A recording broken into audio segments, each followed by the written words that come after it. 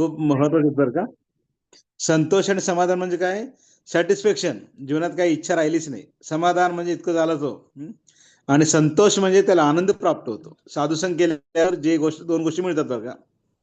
साधू संघाचा काय फायदा आहे प्रभूजी म्हणजे 2 फायदे आहेत. तुम्हाला संतोष आणि समाधान 2 गोष्टी मिळतात. संतोष म्हणजे सॅटिस्फाईड. सॅटिस्फाईड म्हणजे संतोष म्हणजे सॉरी आनंद. आनंद म्हणजे काय? दुसरं काही इच्छा नाही राहत. आणि सॅटिस्फाईड म्हणजे एकदम तृप्त होतो माणूस साधुसंग केल्यावर. त्यामुळे साधुसंगाचं मत आता आपण एकत्र आलेलो आहोत. यामध्ये तुम्हाला काय फायदा प्रवचन ऐकल्यावर आम्हाला 1 तास आहे ऐकू तुम्हाला आम्हाला काय फायदा होणार? हो फायदा तुम्हाला आहे. काय प्राप्त होणार तुम्हाला? संतोष आणि समाधान. बरं का? 2 शब्द लक्षात राहू द्या. 10वा अध्याय आय थिंक 10वा श्लोक 11वा श्लोक आहे भगवद्गीतातला. तुम्ही वाचू शकता त्यामध्ये.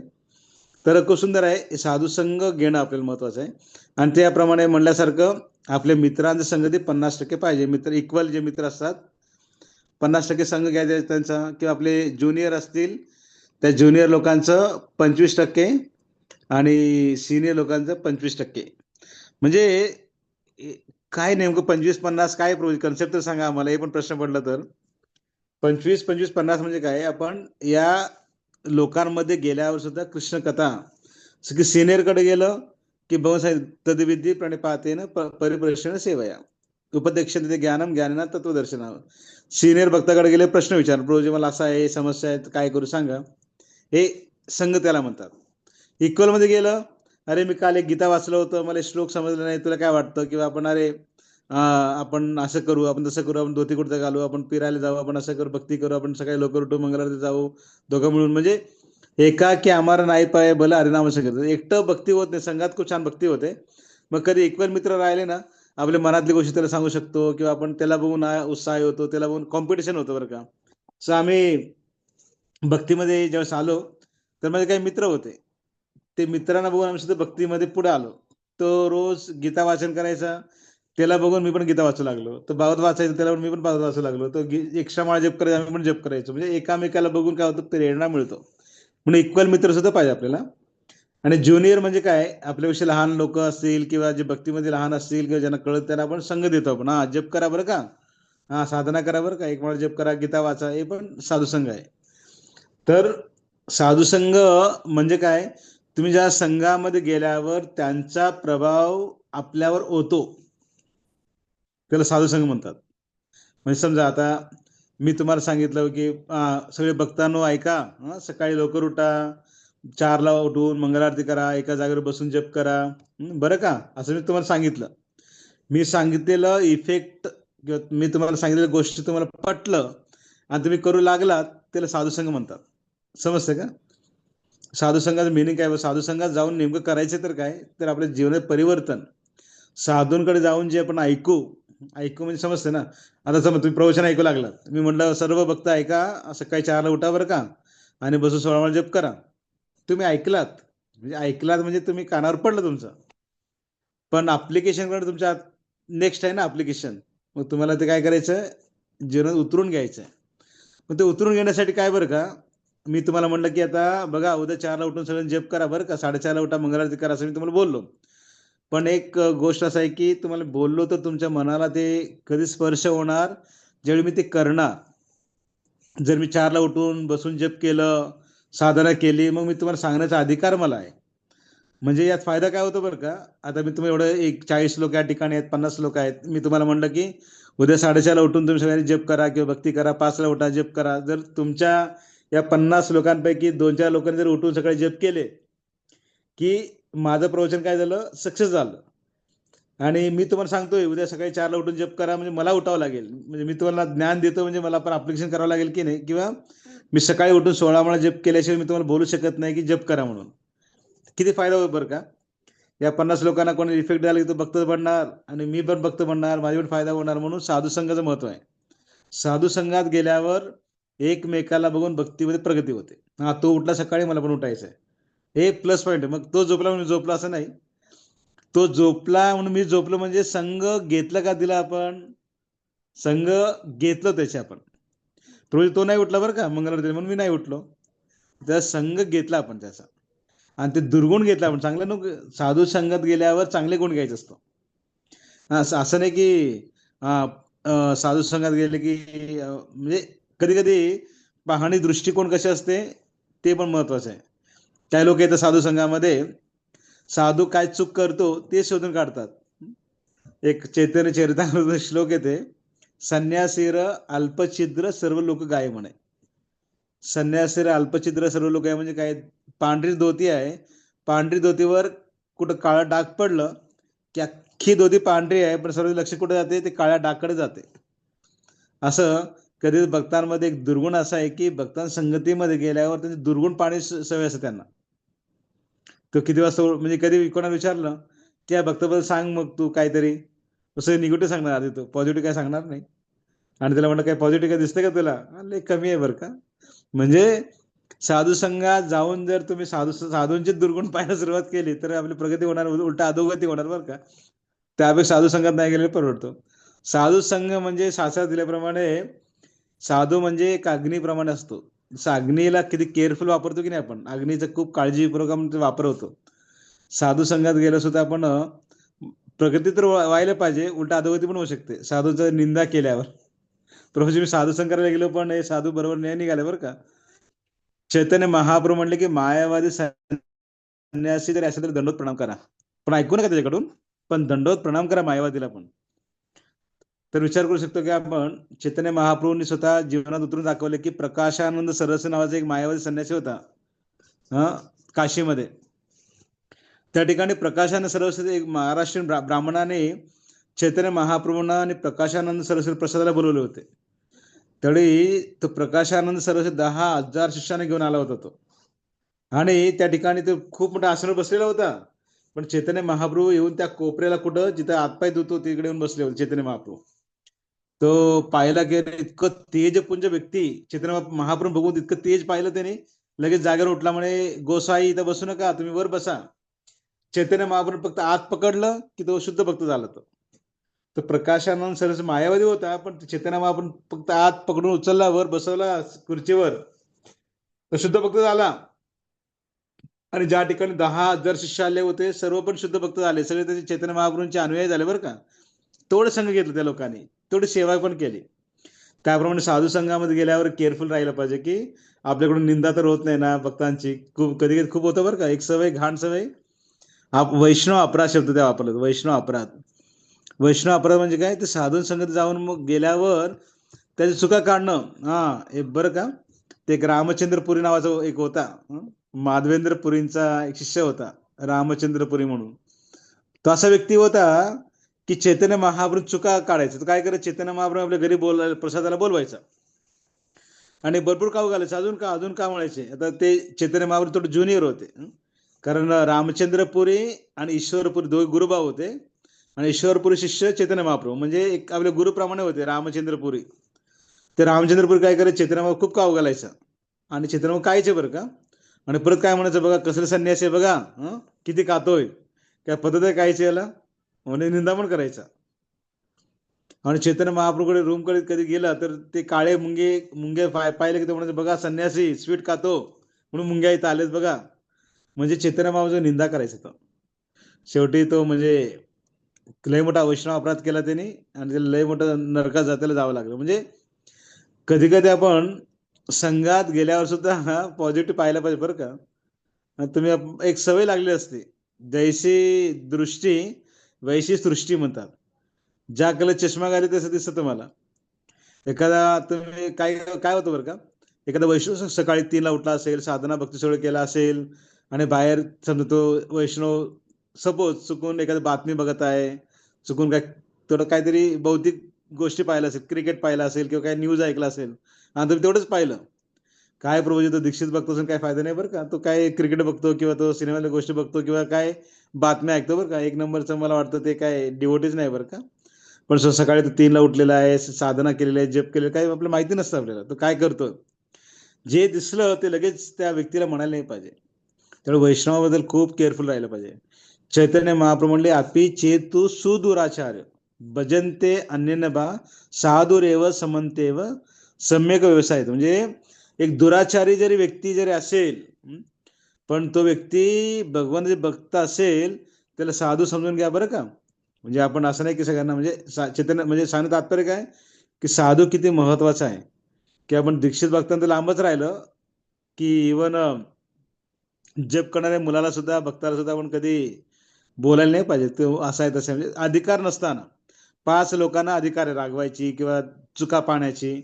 एक आहे गुरुला, एक आहे गुरुला अधिकार असतो, आणि एक असतो पतीला अधिकार असतो, एक ब्राह्मणाला असतो, एक राजाला असतो, आणि एक आई वडिलांना अधिकार असतो. त्यांच्या आधी लोकांचं काय दुर्गुण पाहण्याचं. पण अधिकार नसलेल्या लोकांनी जर ते दुर्गुण पाहत बसले तर काय होतो, अपराध लागू शकतो. आणि आपण काय होतो कधी कधी काही गोष्टी पाहण्यात येते बरं का, ते पाहून लगेच साधूंचा निंदा करू लागतो. काय साधू आहे, असं आहे तसं आहे. कधी सुद्धा आपला अधिकार नसताना कुठल्या साधूची निंदा करायची बसायची नाही, लांबून दंडवत करायचं. आणि कधी साधू संघामध्ये गेल्यावर साधूची निंदा होत असेल तर खूप लगेच त्या ठिकाणी शास्त्र दिले की कान बंद करा, पळून जा, किंवा कृष्ण कृष्ण म्हणा, किंवा तिथून काय करा, जागा सोडून जा. खूप गोष्टी सांगितले की त्या व्यक्तीला जीभ कापून टाका म्हणतात, पण तसं नाही करायचं आपल्याला. असे अनेक प्रोसेस सांगितले की तुम्ही स्वतः आत्महत्या करून घ्या म्हणे जर असं ऐकलं तर. तर साधू संघामध्ये गेल्यावर खूप केअरफुल राहायचं आपल्याला. साधूंचे चांगले चांगले गुण बघा, ते चांगले गुण बघू ते आपल्या गुणमध्ये येतात आपल्यामध्ये. वाईट गुण पाहत बसले की वाईटच गुण येतात. कारण संसारामध्ये साधू तुम्ही पण आहे. साधू म्हणजे काय, गुरु महाराज सांगतात साधू म्हणजे 6 दोष धुवून टाकणारा साधू.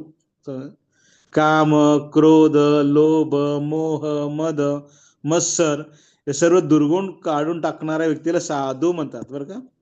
आणि आता सगळे लोक प्रोसेसमध्ये आहेत, कोणी कमी कोणी जास्त म्हणजे दुर्गुण व्यक्तीमध्ये आहेत. तर आपण प्रोसेसमध्ये आहोत, आणि आपण तेच गोष्टी पाहत बसलो तर आपण पण ते दुर्गुण आपल्यामध्ये येतात. त्यामुळे साधू संघामध्ये खूप केअरफुल राहायला पाहिजे. कृष्ण भक्तीमध्ये आल्यावर नवीन आपण येतो, तरी कुठल्याही भक्ताला पाहिलं की वाटतं हे शुद्ध भक्त आहे बरं का, हे खूप शुद्ध भक्त आहे बरं का. पण नंतर काय होतं, ते परिचय जास्त वाढले की अवज्ञा होतं. मग नंतर वाटतं की मी शुद्ध भक्त, सगळे सगळे पापीच लोक आहेत, सगळे अशुद्ध लोक आहे असं वाटतं. पण आपण कोण किती शुद्ध भक्त आहे, कोण कसं आहे सांगता येणार नाही बरं का. पण लक्षात राहू द्या, सर्व लोक प्रोसेसमध्ये आहेत बरं का. सगळं 100% शुद्ध होणार, कोणाला 10 वर्ष लागेल, कोणाला 20 वर्ष लागेल, कोणाला 50 वर्ष लागेल, शुद्ध 100% होणार ते लोक. तुम्ही दुर्गुण बघत बसू नका, प्रार्थना करा. एखाद्या वैष्णवात काय दुर्गुण पाहिलं तर प्रार्थना करा, पण तुम्ही लगेच त्या व्यक्तीचा अधिकार नसताना निंदा करू नका, असं शास्त्र म्हणते. तर खूप आपलं केअरफुल, खूप काळजीपूर्वक साधू संघामध्ये आपल्याला राहायचं आहे. खूप म्हणजे सिन्सिअरली भक्ती करायचं आहे. हे साधू संघ म्हणजे जीवनात सगळ्यात मोठं ध्येय आहे बरं का. न लगे मुक्ती धन संपदा, संत संग देई सदा. संतांच्या संगती सर्व मनोगती म्हणतात. हे कृष्णा मला मुक्ती नको, धन नको, संपदा नको, काहीच नको म्हणे. तुला काय द्यायचं ना, की साधू संघ मला द्या म्हणे. आणि साधूंच्या संगती सगळे सिद्धी प्राप्त होतात. की या ठिकाणी म्हणतात की लोल्यम एको अपी म्हणे. रूप गोस्वामी म्हणतात की जे साधू संघ जर तुम्हाला मिळत असेल तर तुम्हाला काय पाहिजे, ग्रीडनेस पाहिजे. ग्रीड म्हणजे लोभ पाहिजे. आज आज शुक्रवार आहे, आज मला साधू संघ मिळणार आहे. आज बघा किती लोकांना बघा, मला तुझा संघ मिळत आहे, तुम्हाला माझा संघ मिळत आहे. आता या ठिकाणी 50 लोकांना एकमेका संघ मिळत आहे बरं का. 50 लोकांना एकमेकाचा संघ मिळत आहे. हे किती महत्वाचं आहे की नाही. आणि अल्पसंघ जरी मिळत किती मोठा फायदा आहे आपल्याला. त्यामुळे येणार प्रत्येक शुक्रवारी जे आहे, जे तुम्हाला लक्षात राहू द्या. आता मी तुम्हाला 1 तास प्रवचन दिले, ते प्रवचन डोक्यात जरी नाही बसलं तरी चालेल. एक 10 दिवसापूर्वी तुम्ही काय काढलात तुम्हाला लक्षात नाही बरं का. मला पण लक्षात नाही, तुम्हाला पण नाही. 10 दिवसापूर्वी सकाळी 9ला तुम्ही काय काढलात असं तुम्हाला विचारलं, नाही सांगता येणार बरं का. कोण बुद्धिमान माणूस सांगू शकतो म्हणा, पण सांगता येणार नाही आपल्याला. पण 10 दिवसापूर्वी तुम्ही जे काही काढलात ना, ते ताकद कामाला येऊ लागले की नाही आता. 10 दिवसापूर्वी तुम्ही काढलात ना, ताकद आले की नाही त्याचा. मग तुम्ही जरी विसरलं तरी ताकद त्यानं काम केलं की नाही. असं तुम्ही प्रवचन ऐकताना जरी विसरून गेलं तरी चालेल, पण ते नक्की कामाला येणार तुम्हाला बरं का. विसरून जायचं नाही, पण कामाला येणार. म्हणजे 10 दिवसापूर्वी मी काय काढलं लक्षात नाही मला, पण जे काही अन्न काढलं ते मला अंगात ताकद मिळाली त्याच्यामुळे. त्यामुळे मी आता दष्टपुष्ट आहे. तसं 10 दिवसापूर्वी काय प्रवचन ऐकलं नाही, नाही लक्षात राहायला चालेल, काय अडचण नाही, पण ऐकत राहा. पण तुम्हाला नक्कीच कामाला येईल, ते कधी ना कधी कामाला येईल. त्यामुळे असं समजू नका की प्रवचन ऐकलं काय डोक्यात बसतच नाही माझा, काय कळालंच नाही. नाही, 2 शब्द जरी कळालं तरी खूप झालं. मला वाटतं सगळ्यांना कळालं पण असेल म्हणा. पण आपण काय करू, प्रत्येक शुक्रवारी थोडं उत्साहाने या तुम्ही, म्हणजे सगळे भक्त येतात आणि जे प्रवचन देणारा व्यक्ती किती तयारी करतो. हं? खूप गोष्टी सांगायला बरं का, पण ते साधू संघाविषयी पण आपलं खूप लय सांगण्यामध्ये पण काय इकडून ऐकलं इकडे सोडून देण्यापेक्षा थोडंच ऐकलं तरी पण डोक्यात राहणं खूप शॉर्ट बट स्वीट म्हणतात. Short but sweet. तर आता जवळपास झालंय, वेळ पण संपत आलेले की, परंतु साधू संघ आहे ना, की आपण कुठल्या अवस्था सोडायचं नाही. आणि म्हणतात की सगळ्यात श्रेष्ठ संघ जे आहे ना, शुद्ध भक्तांची आहे बरं का. शुद्ध भक्तांसंग इतकं खूप आहे, गरज आहे आपल्याला. कारण आपल्यासारख्या पापी जीवाला संघाशिवाय तुम्ही कधी प्रगती करू शकत नाही. हा, आता प्रश्न आता भाग 2 असा मध्ये आहे की साधू संघ करताना तुम्हाला खूप प्रोसेस तुम्हाला भेटेल आहे गुरूंच्या कृपेने. सगळ्यात पहिली गोष्ट आहे की तुम्ही प्रभुपादां संघ घेऊ शकता, प्रभुपादां संघ घेऊ शकता. कशाप्रमाणे? प्रभुपादांच्या पुस्तकाच्या माध्यमाने, आणि कशा माध्यमाने? प्रभुपादांच्या लेक्चरच्या माध्यमाने. ते पण संघ आहे बरं का.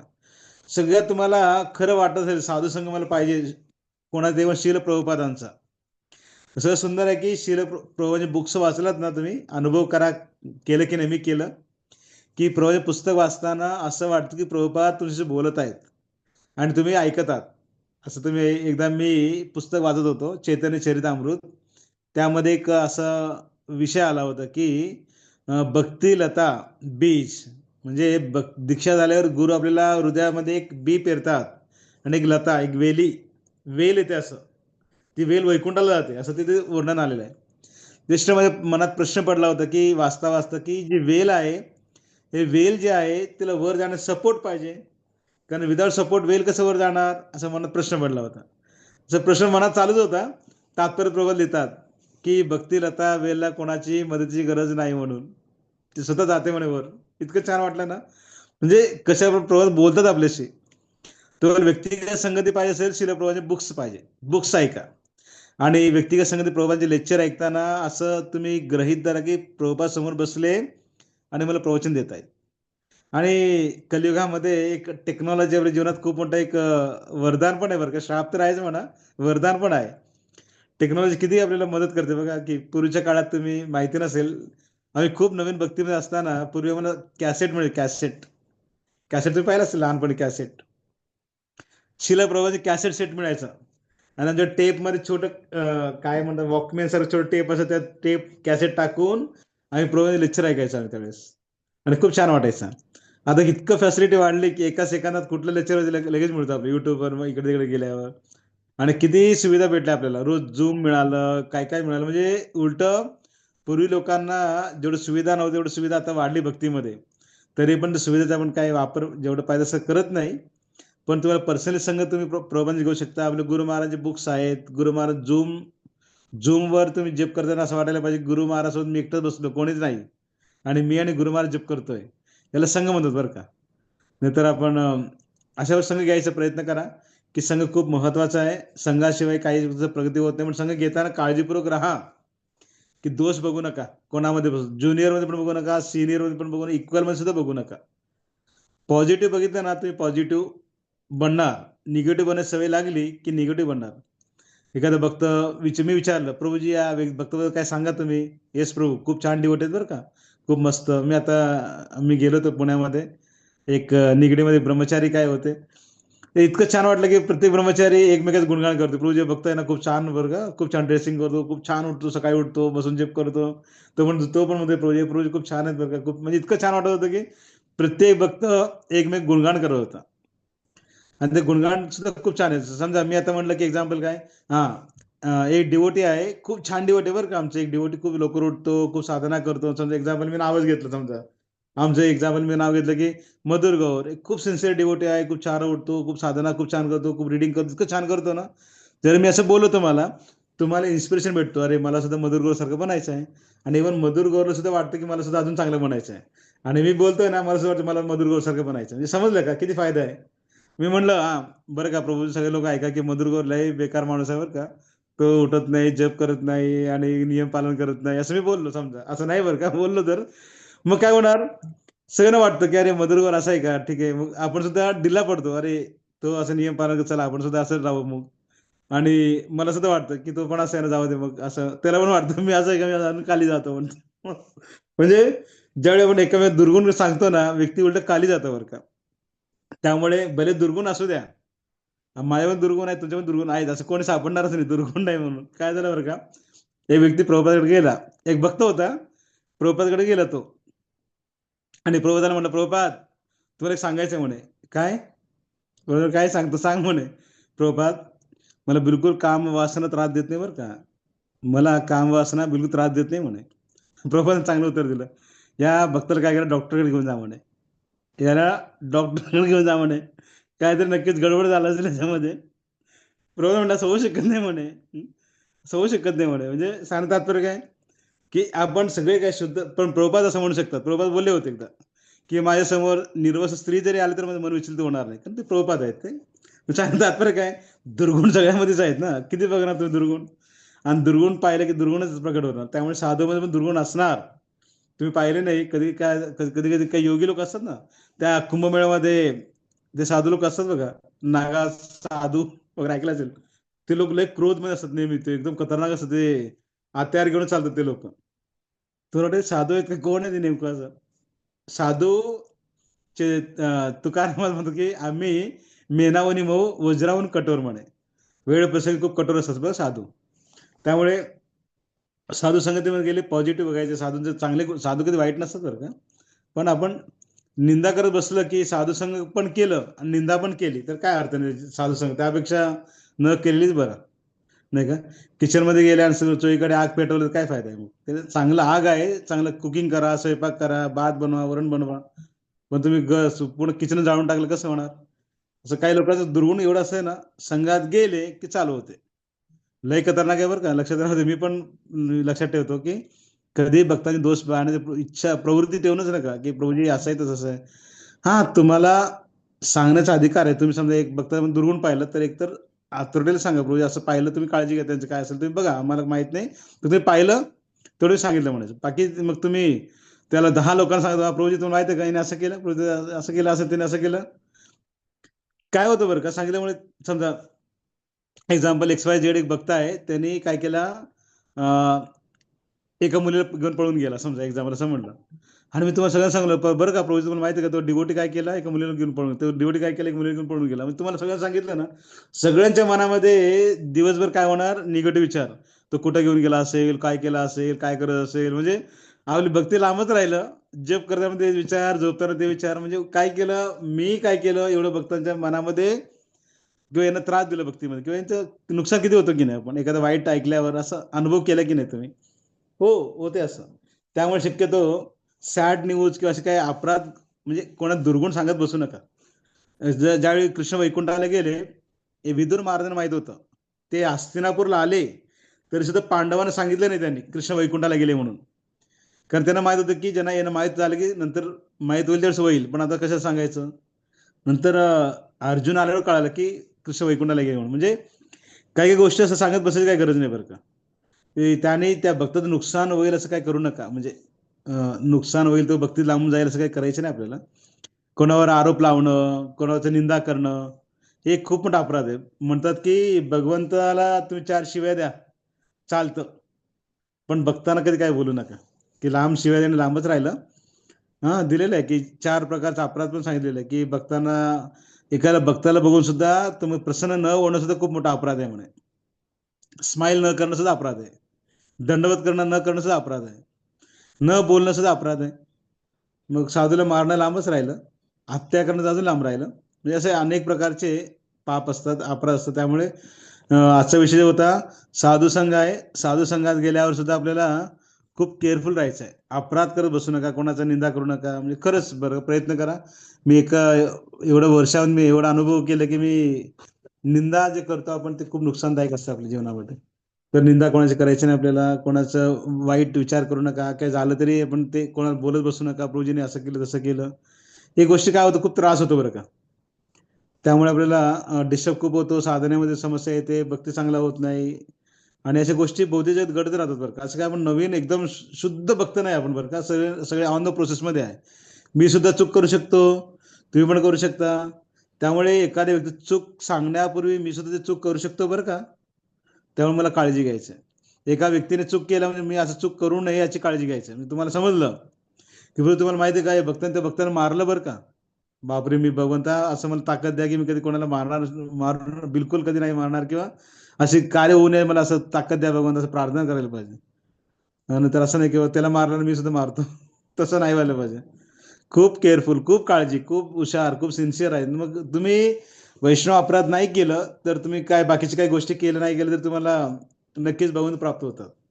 चैतन्य महाप्रभू सर्वांवर कृपा करतात म्हणे, पापी व्यक्तीवर सुद्धा कृपा करतात म्हणे, पण एका व्यक्तीवर कृपा कधीच करते म्हणे. कोण म्हणे? कपट वृत्ती. कपट वृत्ती म्हणजे समोर एक मागा एक दाखवणारा. त्यामुळे खूप काळजीपूर्वक भक्ती करायची आहे.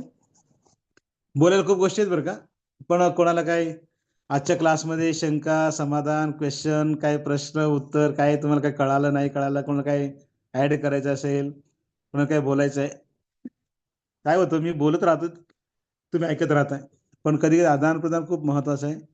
त्यामध्ये खूप मोठे भक्त आलेले आहेत. कोणाला काही प्रश्न असेल, कोणाला काही क्वेश्चन असेल, कोणाला काही कॉमेंट्स असतील, काय कोणाला काय बोलायचं असेल तर बोलू शकता, अँड्रेस करू शकता किंवा डायरेक्ट बोलू पण शकता, माईक चालू करून. बहुतेक चालू करता पण येते, असं आहे, सिस्टीम आहे. ओके, काय क्वेश्चन आन्सर काहीतरी बोला.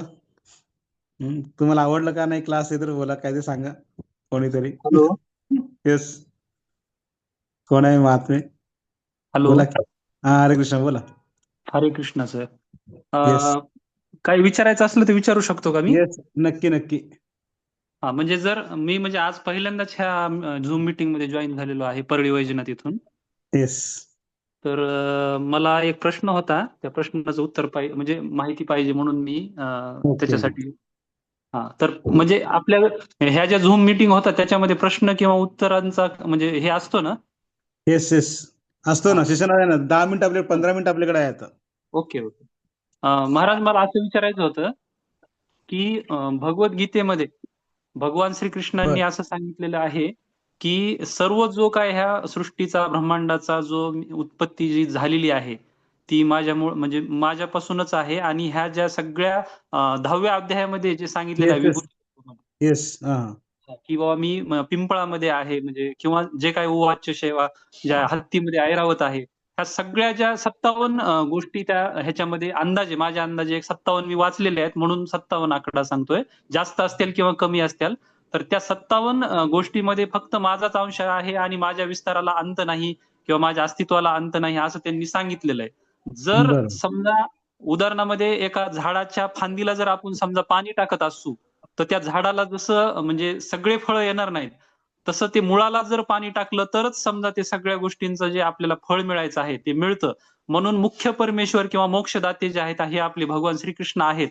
तर मग आपण म्हणजे श्री राधाराणी जे आहेत, तर बर. बर. म्हणजे मग त्यांची पूजा करतो किंवा मग जे समजा सगळ्या गोष्टी सांगितलेल्या आहेत म्हणजे 10व्या अध्यायामध्ये. मग आपल्या बर. मंदिरामध्ये फक्त राधा आणि कृष्ण, राधा म्हणजे सॉरी कृष्णासोबत भगवान श्रीकृष्णासोबत फक्त राधाराणीचीच मूर्ती असते. मग बाकीच्या सगळ्या देवी देवतांची का नसते? जर मुख्य हम्म, परमेश्वर जर एक आहेत आणि आपला हम्म. जर समजा इस्कॉन पंथ किंवा जो धर्म किंवा जो मार्ग आहे, जर तो जर समजा वैष्णव पंथासारखा आहे का, म्हणजे फक्त भगवान श्रीकृष्णाला मानणारा, मूळ परमेश्वराला मानणारा आहे, आणि जर मूळ परमेश्वराला मानणारा आहे तर मग तिथं राधाराणी कसं काय? आणि जर राधाराणी असायला पाहिजे तर मग बाकीचे सगळे जे आहेत तर ते पण का नाहीये त्या आपल्या भगवान श्रीकृष्णाच्या आजूबाजूच्या तिथं ज्या सगळ्या मूर्ती वगैरे ठेवतो आपण? हा येस. माझा कन्फ्युजन आहे किंवा प्रश्न आहे. ओके, उत्तर खूप मोठा प्रश्न आहे आणि उत्तर पण खूप मोठा असेल, शॉर्ट मध्ये सांगतो बरं का. हो सर, सांग. कृष्ण भगवंत येतेच्या अंश कला पुंसम कृष्णस्तु भगवान असे व्यासदेव म्हणते की सर्व अवतारावर श्रेष्ठ अवतार कृष्ण आहे. कृष्णावर सगळे अवतार आलेले आहेत. ज्याप्रमाणे जेवढे भगवान विष्णूचे अवतार आहेत किंवा जे काही म्हणजे एक्झाम्पल काय, पुरुष अवतार जेवढे आहेत भगवंताचे अवतार, हे हा. इंद्रापासून सगळे, ते सगळे जे तुम्ही बोलल्याप्रमाणे सगळे विभूती सगळे भगवंतापासून आलेलं आहे. हा. आणि भगवंताने अजून एक विस्तार केलं श्रीमती राधाराणीच्या रूपामध्ये. जेवढ्या देवी आहेत, जसे पार्वती असेल, लक्ष्मी असेल, जेवढे सरस्वती असेल, जे काही देवी आहेत ना, सर्व हो. देवींचा विस्तार श्रीमती राधाराणीपासून झालेला आहे. आणि जेवढे देवता आहेत त्यांचा विस्तार कृष्णापासून झालेला आहे. आणि राधा आणि कृष्ण एकच आहेत. राधा कृष्ण एक तनू आहे म्हणे, एकच आहेत, वेगळे नाहीत म्हणे. राधा आणि कृष्ण एकच आहेत. त्यामुळे राधा कृष्ण म्हणजे काय, राधाने पूजा केली की जेवढी देवी आहेत ना सगळ्यांची पूजा पण होऊन जाते. आणि कृष्ण पूजा केली जेवढे देव आहेत ना त्याची पण पूजा होऊन जाते. आणि दुसरी गोष्ट असं आहे की अजून डीप मध्ये जायचं असेल तर आपल्याला आपण जसे कृष्ण वडील आहेत आणि राधाराणी आपली आई आहे, की आईपेक्षा वडिलांपेक्षा आई खूप प्रेमळ असते, म्हणून आईला जास्त आपण प्रेम करतो, वडिलांची पण करतोच म्हणा, पण आईची कृपा झाली की वडिलांची कृपा खूप लवकर होते. तर श्रीमती राधाराणी आपली आई असल्यामुळे तिला खूप आपण जीव लावतो किंवा आईला सगळी गोष्टी पुढे करून वडिलांना मागे घेतो आपण, जेणेकरून आपली लवकर भक्तीमध्ये प्रगती व्हावं, सगळे पाप नष्ट व्हावं. कारण श्रीमती राधाराणी भगवंत सांगते की भगवंता खूप छान डिवोटी वर काय कृपा करा, लगेच भगवंत कृपा करतात. आणि राधा आणि कृष्ण काय वेगळं नाहीत, ते पण भगवंत आहे, हे पण भगवंत आहे. त्यामुळे राधाराणी पण सगळे देवी प्रकट झाले, कृष्ण सगळे देव प्रकट झाले, म्हणून राधा आणि कृष्ण एकच आहेत, ते एक तनू आहे म्हणे, एकच. स्वतः कृष्णाने काय केलं, स्वतः विस्तार केलं राधाराणीच्या रूपामध्ये. त्यामुळे राधा आणि कृष्णामध्ये वेगळं नाहीत ते दोघे पण. हा खूप मोठा विषय आहे बरं का, परत भविष्यात कधी आपण घेऊया. ओके, हां ठीक आहे, आपण थांबूया. आणि ओके, स्वर ब्रह्मप्रभू काय क्वेश्चन? हरे कृष्ण प्रभूजी, आवाज येतोय का माझा? येस येस येतोय. प्रभूजी, मला आज जे आपण विषय घेतला ना, त्या विषयावरती एक छोटासा प्रश्न आहे येस की याच्यामध्ये जे साधू संघाबद्दल तुम्ही जे सांगितलं ना, तर खऱ्या साधूची ओळख कशी करावी हे मला थोडं ह्याच्याबद्दल मार्गदर्शन पाहिजे होतं. येस. तर सुंदर प्रश्न आहे, आणि कोणाला प्रश्न असेल एंट्रीज करा, म्हणजे आपण तोपर्यंत पुढच्या प्रश्नाची तयारी करू शकतो. तर प्रभूचा प्रश्न आहे की खरं साधू कसं ओळखायचं, नाही का?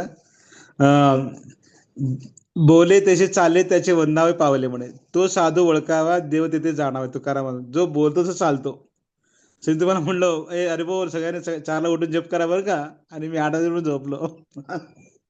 मी उठलो 8 वाजता, आणि तुम्हाला म्हणतो ऐका 4ला उठून जप करा, म्हणजे डुप्लिकेट साधू म्हणजे डुप्लिकेट साधू. साधू कसं ओळखायचं? बोले तसे चाले, जो बोलतो चालतो ते वंदावे पावले. आणि शास्त्र दिले की तो शूद्र असो, ब्राह्मण असो, कोणी का असो, जो कृष्ण तत्व जाणतो तो साधू, असं अजून एक ठिकाणी म्हणतात. आणि आपल्या आचार्य म्हणतात की आपण जो म्हणतो मी कृष्णदास आहे तो साधू. खूप प्रकारचे अँगलने साधूला ओळखू शकतो आपण बरं का. साधू म्हणजे फक्त बगवे कपडे घालून साधू नाही बरं का. आजकाल म्हणजे असं म्हणायला पाहिजे, पण डोंगी साधू खूप मिळतात आपल्याला. भले कपडे घालतात समोर आणि आतून वेगळं असते. असे साधू संघ आपण जायला नाही पाहिजे, किंवा सावधान. साधू सावधान, आपण खूप काळजीपूर्वक. गुरु साधू शास्त्र हे शब्द पण कन्सेप्ट आहे. साधू काय करतो आणि गुरु काय करतो? शास्त्र जे बोलतो तेच बोलतो साधू आणि गुरु. शास्त्र म्हणते कृष्णस्तु भगवान, कृष्ण भगवंत आहे त्याची पूजा करा. साधू काय म्हणतो? कृष्णस्तु भगवान. शास्त्र म्हणते भगवंत कृष्ण आहे, म्हणजे शास्त्र काय बोलते साधू तेच बोलतो, आणि साधू काय बोलते गुरु तेच बोलतात, ते साधू म्हणतात त्याला. म्हणजे आपल्या मनातली गोष्टी न सांगता शास्त्र संदर्भात बोलतो तर साधू म्हणतात, असं एक कन्सेप्ट त्याचा आहे. तर साधू म्हणजे जो वागतो आणि वागून जे शिकवतो त्याला साधू म्हणतात, असं परिभाषा सांगितले साधूची. आणि जसं मी मगाशी म्हटलं, 6 दोषांना धुवून टाकणार साधू. साधू म्हणजे असे कपड्याने साधू दिसलं तरी जर तो भक्त नसेल तर काय फायदा. मायावादी पण लोक असतात, काही साधू असतात पण म्हणतात मी भगवंत, तुम्ही पण भगवंत आहे, ते साधू नाहीत, ते लांब राहायचं लोकांना, मायावादी लोकांपासून लांब राहायचं. चैतन्य बाबा म्हणले दंडवत करा त्यांना, का ते लोक तपस्वी असतात पण त्यांना ऐकू नका त्यांचं, साधू अशा लोकांचं जे.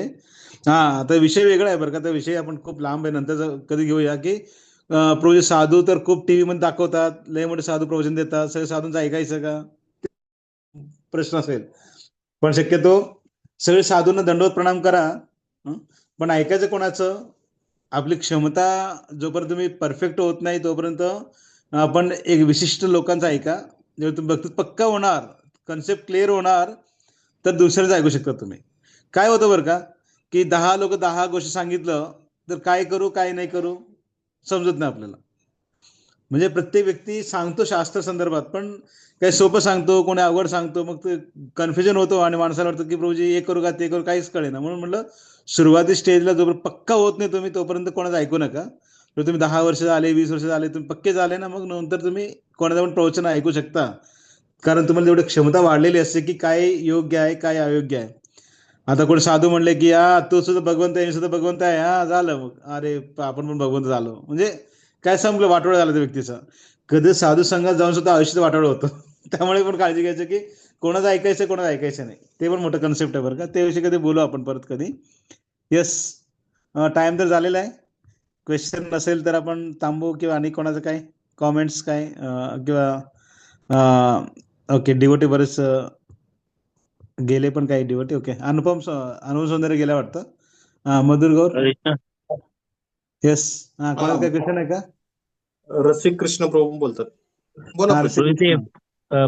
प्रश्न जे विचारले ना ते पांडकर म्हणून आहेत आमच्या तिथे ऑफिसमध्ये 220 Yes, किवीला खूप छान गिरवलीला आहेत. प्रश्न होता. गावड. येस, आमचे खूप सोबत सुंदर, असतात.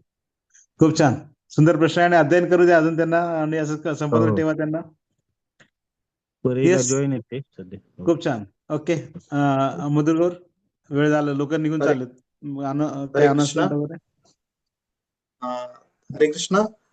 सर्व वैष्णवांचे दंडवत प्रणाम. तर आज प्रभूजींनी साधू संघ ह्या विषयावर सुंदर असा क्लास दिला. त्यांनी जे मार्गदर्शन केलेलं आहे ते आपण जीवनात उतरवण्याचा खूप मनापासून प्रयत्न करूया.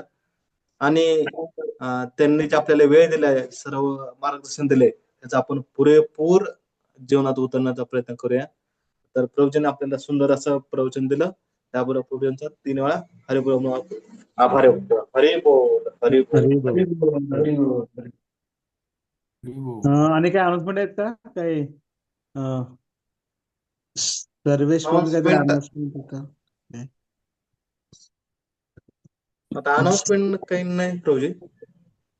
ओके, मग काय असेल ग्रुपच कळवू आपण मग.